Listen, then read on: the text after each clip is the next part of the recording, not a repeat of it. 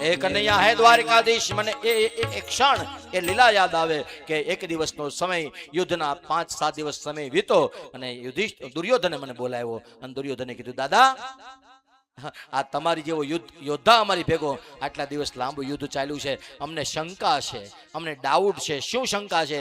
કે તમે અમારી ભેગા નથી. તમારું શરીર તો અમારી ભેગું છે, પણ દાદા તમે બાણ આમ લ્યો છો ને ત્યારે અમને એવું સંભળાય છે કે જયેશ તું પાંડુ પુત્રાણામ, કે મારા પાંડવોના દીકરાઓનો, અને પેટમાં કાતી હોય ને દાદા તો સામે વિયા જાજો. અને સામે હોય ને, સામેનો દુશ્મન હોય ને એને હરાવો બહુ હેલો છે, ખબર હોય કે સામે છે, પણ સાથે હોય ને એ દુશ્મનથી કોઈ બચી શકતું નથી. સામે છે એટલે પાકી આપણે તૈયારીમાં છે કે સામે છે, પણ હારે વાળો પેટમાં પાપ લઈને હારે વાટા મારતો હોય એટલે એ આપણને બહુ નુકસાન કરે. દાદા ભીષ્મને કીધું કે અમારે એવું કાંઈ જરૂરી નથી દાદા, યાદ રાખજો સાથે હો તો જ સાથે રહેજો, બાકી તમારી જેવો યોદ્ધા અમારી ભેગો આટલું બધું બળ કરવું પડે, લાંબુ કરવું પડે, મને ડાઉટ, મને શંકા જાય છે. અને ત્યારે દાદાએ કીધું કે દુર્યોધન આજ તો વાંધો છે, દુનિયાના સજ્જનોને આજ મોટું દુઃખ છે કે ગમે એટલું કરે તો એ દુનિયા કોઈ દી સારા નથી કહેતી, અને અમારે સારું થાવું નથી, અમે જેવા છીએ અમારી જાતને ગમીએ છીએ. નરસિંહ મહેતા કહેતો, એવા રે અમે એવા તમે કહો છો તેવા રે, એવા અમે ભક્તિ કરતા ભ્રષ્ટ થશું તો કરશું દામોદરની સેવા રે, એવા અમે હાવયે.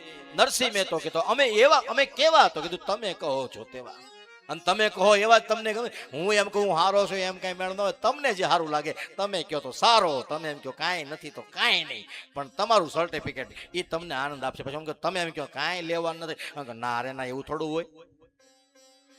દાદા ભીષ્મએ કીધું, અને પછી દુર્યોધનને દાદા ભીષ્મે કીધું, જા દુર્યોધન આગળ પૂજા કરવા બેસું છું, તારી પત્નીને મોકલ, આશીર્વાદ આપી દઉં. અને પછી યાદ રાખજે દુર્યોધન, કાલ સવારનો સૂર્યોદય થાય અને સૂર્યોદય થી સૂર્યાસ્ત સુધીમાં કાં પાંડવો નહીં હોય ને કાં તારો દાદો નહીં હોય. જા, આ પ્રતિજ્ઞા છે મારી, તારી પત્નીને મોકલ.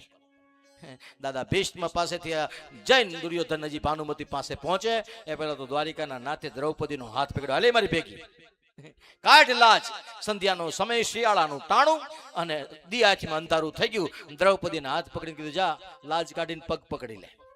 અને દ્રૌપદીએ દોડતા દોડતા જઈ લાજ અહીંયા સુધી કાઢી, અને દ્રૌપદીએ દાદા ભીષ્મના પગમાં માથું નમાવીને પગે લાગી. દાદા સમાધિમાં આંખ બંધ, અને એને એમ થયું કે દુર્યોધનની પત્ની આવી.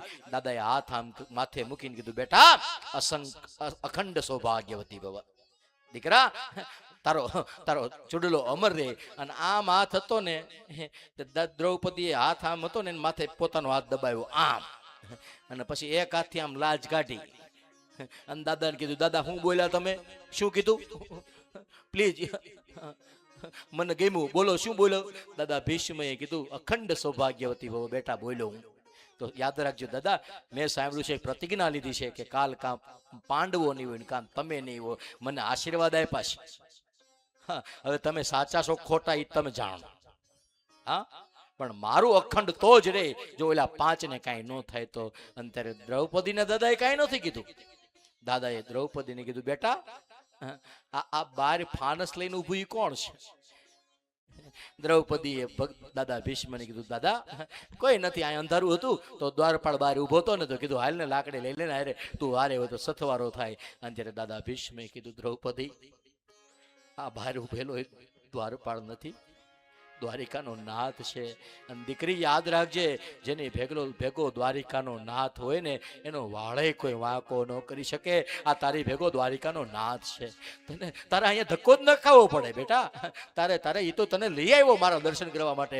બાકી યત્ર યોગેશ્વર કૃષ્ણ યત્ર પાર્થ ધનુર્ધર, જ્યાં યોગેશ્વર ભગવાન હોય ત્યાં. અને પછી દાદા કહે, સવારનો પહોર થયો અને આમ સૂર્યોદયમાં શંખ વાગ્યો, અને દાદા એક પછી એક બાણની આમ છાયા કરી દીધી. અર્જુનને કીધું કે હવે આઘા રહેજો.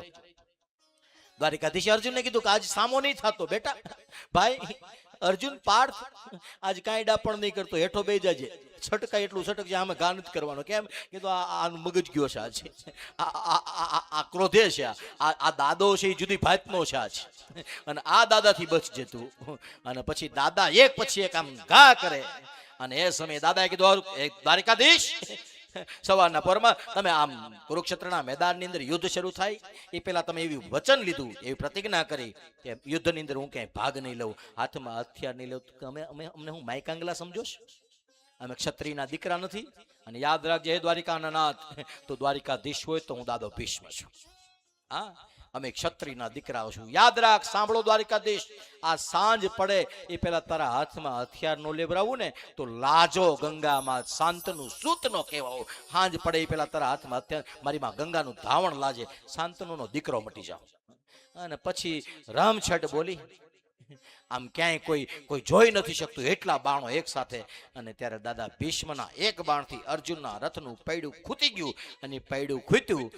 દાદા દ્વારિકાધીશને ખબર પડી કે હવે મોડું કરાય એમ નથી, એટલે પૈડું લીધું હાથમાં, અને જે તમારા બધાને ઘરે છબી છે, હા, આમ હાથમાં ચક્ર લઈ અને દોડ્યા, અને જ્યાં ઘા કરવા જાય તો દાદા ભીષ્મે બાણ મૂકી દીધું, લ્યો ધનુષ્ય મૂકી દીધું, લ્યો ભગવાન, યુદ્ધ પૂરું થઈ ગયું. કેમ? મારે તો અહીં સુધી જ કરવાનું હતું કે તારા હાથમાં હથિયાર લેવરાવું નહીં તો દાદો મટી જાવ. મારે તો આ પ્રતિજ્ઞા પાળવાની હતી. અને પછી તો આ તો ભગવાન મનની જાણે તનની જાણે, જાણે ચિત્તની ચોરી, એની આગળ કાંઈ નો છુપાવવું, જેના હાથમાં દોરી એની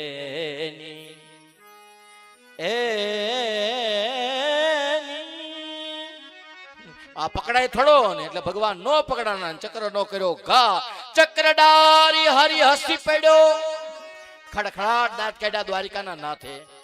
ઉત્તર દિયો બ્રિજરાજ, વ્રજના અધિષ્ઠાતા દ્વારિકાધીશે ઉત્તર આપ્યો. કોને? દાદા ભીષ્મને. તોડી પ્રતિજ્ઞા મોરી મેં. એ દાદા, મારી પ્રતિજ્ઞા મેં તોડી નાખી, પણ સાંભળ, શું કરવા તોડી? તોરી પ્રતિજ્ઞા કાજ, તારી પ્રતિજ્ઞા ન તૂટે એટલે મારી પ્રતિજ્ઞા હું તોડી નાખું છું. દાદા ભીષ્મ કહે, કનૈયા, તારી એ વિલક્ષણ છબી જે છે એ છબીની અંદર મારો અવિચળ પ્રેમ અખંડ રહે, કોઈ દી તૂટે નહીં. મારી ગતિ, મારી બુદ્ધિ, મારી મતિ તારી અંદર સ્થિર થાય.